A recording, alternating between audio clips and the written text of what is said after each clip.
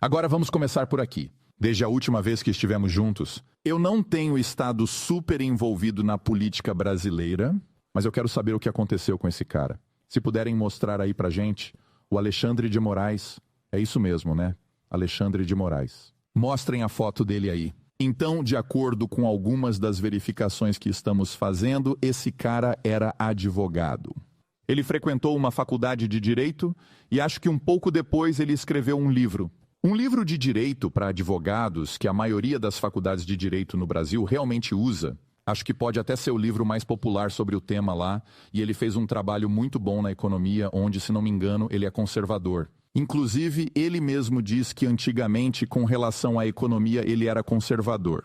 Ele apoiava os policiais para garantir que as ruas estivessem seguras e tudo o que estava acontecendo, alguns problemas que eles estavam tendo, e então, de repente, alguma coisa acontece com ele. Ele passa por alguma fase em que ele muda, ele deixa de ser quem ele era. Aí acontece a Operação Lava Jato, onde milhões, se não bilhões de dólares foram roubados. O Lula consegue aquela casa, o sítio em Atibaia, aí ele afirma que não é dele. Um outro cara deu 2,1 bilhões de dólares em propinas. Acho que é um dos mais ricos no Brasil, vocês sabem quem é, sabem o que ele fez. Mas eu quero saber sobre o Alexandre. O que aconteceu para ele deixar de ser um advogado e passar a fazer parte de grupos políticos, até do nada virar alguém que bota medo nas pessoas? Tem gente no Brasil até chamando ele de ditador. O que houve aí? Acho que o Paulo Figueiredo, que mora aqui nos Estados Unidos, pode responder melhor essa pergunta. É meio complicado. Eu digo isso porque nós três aqui vamos ter que voltar para casa. E eu tô falando bem sério, a gente pode porque ser preso. Dependendo do que a gente falar aqui, podemos entrar numa fria lá.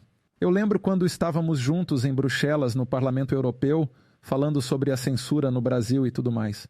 Quando a gente voltou, o meu nome tinha sido adicionado no relatório da Polícia Federal. Não sei o de vocês, mas todo mundo aqui está sendo investigado. Assim como o Elon Musk, então quando o Alexandre de Moraes não gosta de alguém, ele abre uma investigação contra essa pessoa. Então eu acho que é melhor o Paulo por exemplo, falar. Patrick, um dia depois que falamos com o Elon Musk sobre o Space no X, no dia seguinte Esse é o Space do Twitter do Mário Naufal, né? Exatamente. Ele faz um trabalho Obrigado, fenomenal. Mário.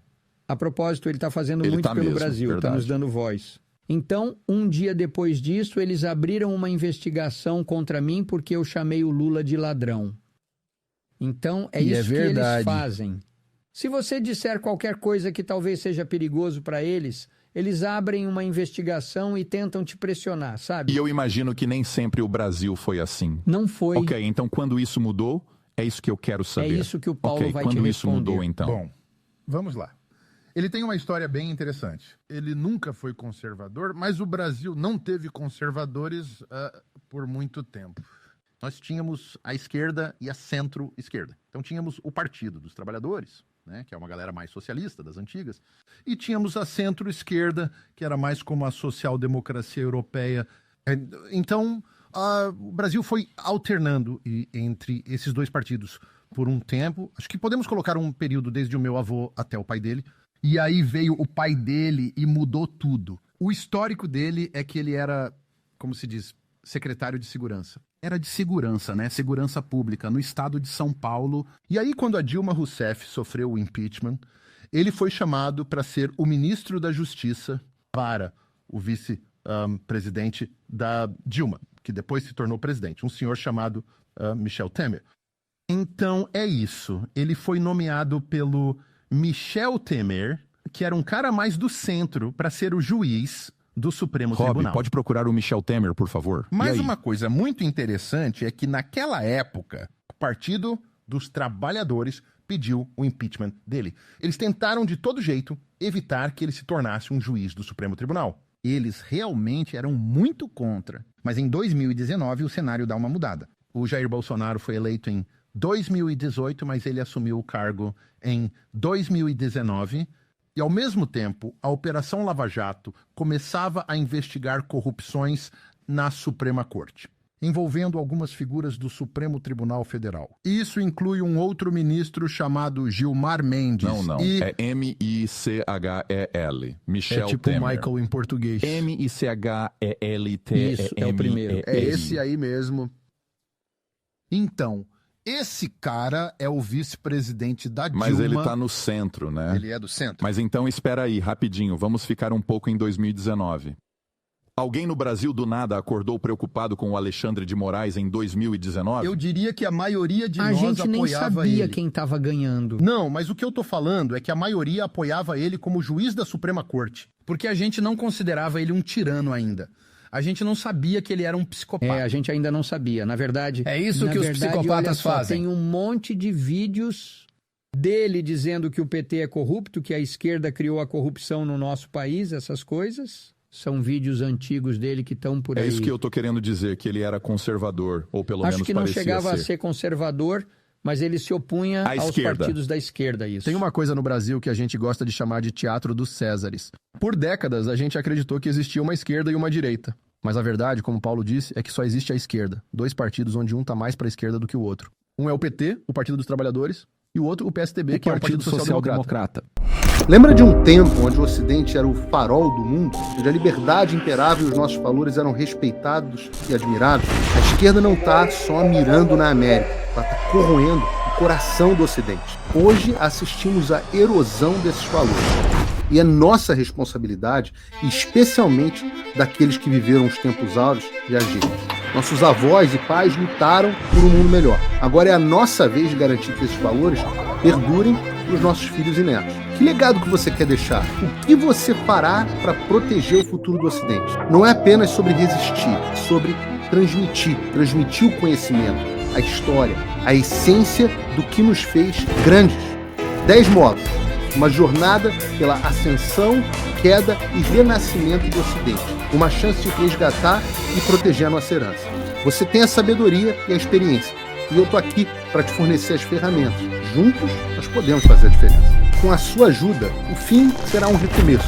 Vamos juntos resgatar os nossos valores. A história está nas suas mãos. Escreva o próximo capítulo. O passado ilumina o futuro. Junte-se a nós. Então, o que esses caras queriam era alternar o poder entre eles pelo maior tempo possível.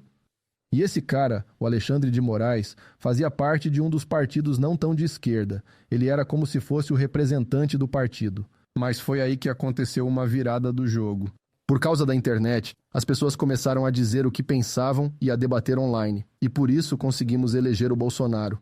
Na Câmara dos Deputados, o Bolsonaro ele era o que chamamos de baixo clero, era um deputado de baixo escalão. Era um cara isolado. E graças à internet ele conseguiu espalhar a palavra dele e ele disse exatamente o que a gente estava pensando, mas não podia falar.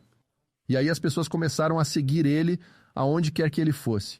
Ele ia para um aeroporto e apareciam milhares de pessoas só para carregar ele no ombro. E o sistema começou a ficar preocupado. Falaram, ei, peraí, quem é esse cara de fora que está tentando abrir caminho aqui no meio? A gente já sabe quem vai ser o próximo presidente. E o Alexandre de Moraes fazia parte do grupo do próximo presidente. Mas então aconteceu aquela virada no jogo e conseguimos eleger o Bolsonaro. Foi muito parecido com o Donald Trump aqui. Mas com muito menos dinheiro. Né, a gente não tinha quase nada de dinheiro, foi só com o nosso trabalho duro. Na verdade, só para prestar contas, o meu pai não gastou nem $1 milhão na campanha dele em 2018. E eu tô sendo muito conservador. Eu diria, sei lá, talvez metade desse valor. Mas de verdade, foi um fenômeno, foi realmente um fenômeno. Mas deixa eu perguntar, o seu pai já conhecia ele antes de ser presidente? Isso. Eu acho que não. Antes de ele ser presidente, não? Tudo bem.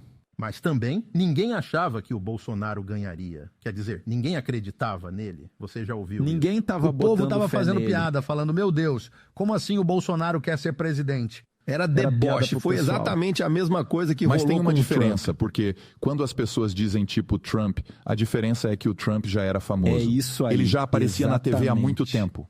O seu pai era famoso no Brasil? Não, meu pai não era famoso. Ele era não. meio famoso por aparecer em uns programas de televisão. Na verdade, a ascensão do meu pai foi exatamente quando a esquerda estava implantando uma estratégia que era para incentivar o uso do politicamente correto. Então, o meu pai foi acusado de ser racista, nazista, fascista, homofóbico, isso todas tudo essas antes coisas. De concorrer? Isso, antes de concorrer. E por causa disso, ninguém estava dando muita bola para o meu pai. Então ele só continuou fazendo o que ele estava fazendo, falando o que pensava. E ele começou a rodar pelo país inteiro porque ele falava que se a Dilma Rousseff, que não é inteligente, e eu estou sendo muito educado, se ela foi reeleita, se ela conseguiu ser reeleita como presidente do Brasil, por que não eu? Então ele começou a viajar pelo país, fazendo alguns programas de rádio e TV. Isso foi em 2018 ou 2017? Acho que foi... Foi 16 ou 17 Isso mesmo. por aí. Então ele começou a falar sobre as políticas que ele achava que eram problemáticas no Brasil em 2016. Isso. Ele aparecia em programas de TV Isso. populares, incluindo programas que não eram sobre política. Mas olha só, ou uma coisa shows pop. importante é que muitos desses programas chamavam ele para tirar sarro. Pra debochar dele. Eles tiravam sarro da cara dele. Mas essa é a desconexão que existe entre a mídia tradicional e a população.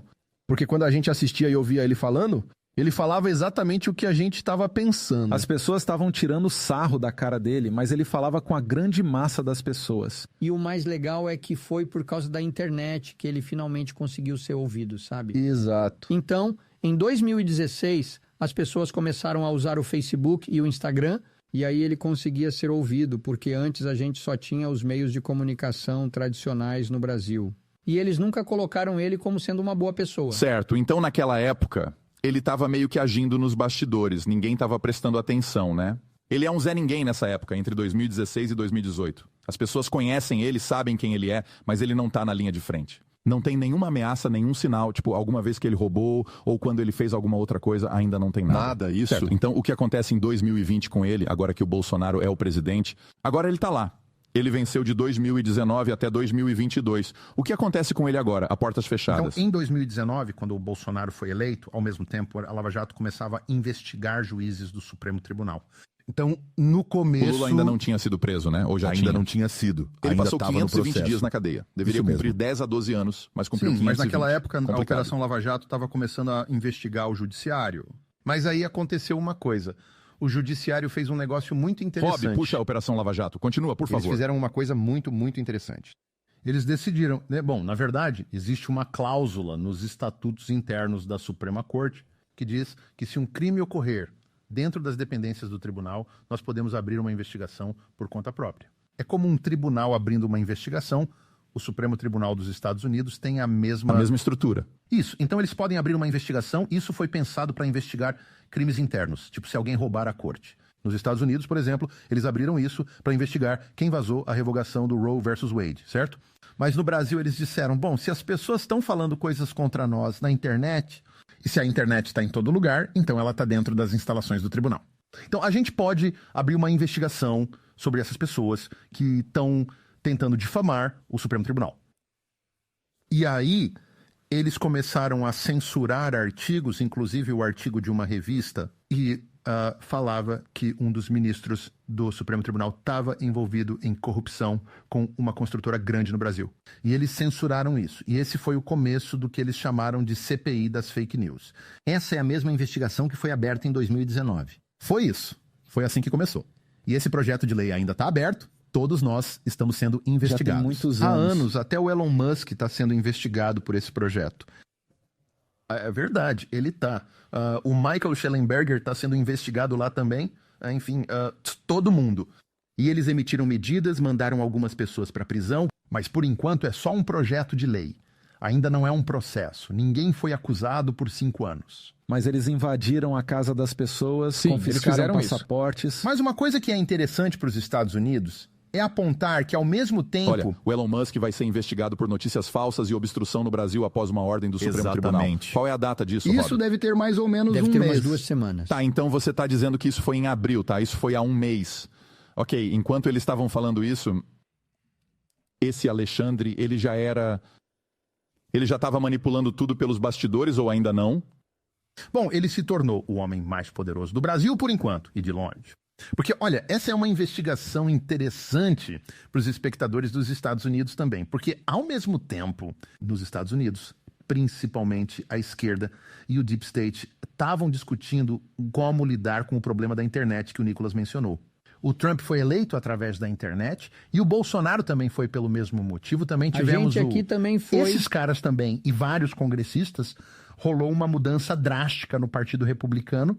Também rolou o Brexit, tivemos aquilo na Hungria, enfim, aconteceram todas essas mudanças ao redor do mundo. Então foi como se a elite política começasse a ver o que eles poderiam fazer para mudar isso. Então, agora, se você lê o relatório do complexo industrial de censura da Comissão Judiciária da Câmara, você vai encontrar isso. Lá está registrado que a administração Biden estava tendo discussões com as empresas de mídia social sobre como fazer para censurar e moderar determinados tipos de opinião. Extremistas. E podem acreditar, isso é um registro público, não é teoria da conspiração, nem nada assim, eu não gosto dessas coisas. Mas eles enviaram oficiais do FBI e do Departamento de Justiça para terem reuniões no Brasil com o TSC. E essas reuniões eram para tentar explicar como, entre aspas, combater a desinformação. E isso foi meio que foi a mesma coisa. Quando foi que em aconteceu 2019. isso? E isso era registro público. Isso foi em 2019, então antes do Biden se tornar presidente. Exatamente. E alguém da elite política estava reagindo? Sim, o Deep State estava tentando reagir. Bom, todo mundo aqui tem uma noção do quanto o Trump sofreu com o FBI enquanto ele era presidente, né? Então é meio que para isso que o Deep State está lá, né? Não importa quem ganhe, eles vão estar lá de qualquer forma. Vocês diriam que agora ele é o homem mais poderoso do Brasil? Com certeza. De longe. Mesmo sendo temido? Porque ele pode fazer o que ele bem entender. E aí eu te pergunto, você vai apelar para quem? Não tem ninguém que está acima do Supremo Tribunal. Se eles decidem uma coisa, todo mundo pode ver que beleza, isso não é a favor da Constituição, mas ele simplesmente não se importa. Ele não se importa com o que a lei diz, ele faz o que quer. Mas tudo bem, isso é ilegal. E agora, o que a gente pode fazer? Esse é o problema, é por isso que a gente está aqui. Eu não estou super feliz aqui debatendo sobre as questões internas do Brasil. Mas pelo menos estamos alertando nossos amigos aqui nos Estados Unidos para eles se prevenirem e não deixarem esse vírus brasileiro chegar aqui. Mas essa é a parte mais difícil. Como a gente pode reagir contra alguém que faz isso de dentro do Supremo Tribunal? Pois é. Por exemplo, durante as eleições presidenciais, o pai dele, Bolsonaro, não estava autorizado a fazer lives da própria, como chama mesmo, a casa governamental que ele estava morando. A residência oficial. Isso, a residência oficial. Isso também aconteceu com o Trump. Sim, eles fizeram isso com o Trump também. Por exemplo, na eleição, eu publiquei um vídeo dizendo que se o Lula fosse eleito presidente, ele com certeza Foi um vídeo de brincadeira iria sobre o aborto. E também iria legalizar as drogas, e eu recebi uma multa de cerca de $10 mil porque eu tinha feito isso. Agora, neste momento, a gente tem 2 ministras mulheres que foram nomeadas pelo Lula depois da eleição, e as 2 apoiam o aborto. Então, o Supremo Tribunal começou a votar sobre o aborto. E eles também estão falando sobre drogas. Então, eu estava certo. E mesmo assim, eu fui multado por isso. $10 mil? E quem vai... 10 mil. E a quem eu vou recorrer? Você sente isso?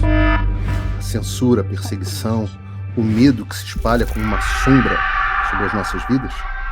O fim da América, do Brasil e do mundo como conhecemos já está em andamento. Eu avisei. E enquanto muitos fechavam os olhos, o caos que eu avisei que viria começou a se desenrolar diante de nós, mais rápido e mais devastadoramente do que a maioria acreditou. Quando eu lancei o fim da América e do mundo como conhecemos, muitos duvidaram e houve até os que zombaram. A América, que já foi um farol de esperança e liberdade, agora afunda em uma decadência absurda. E como o pilar está destruído, todo mundo sente a queda. Conflitos militares reacendendo, ataques terroristas, nações em crise. E o Brasil não está imune.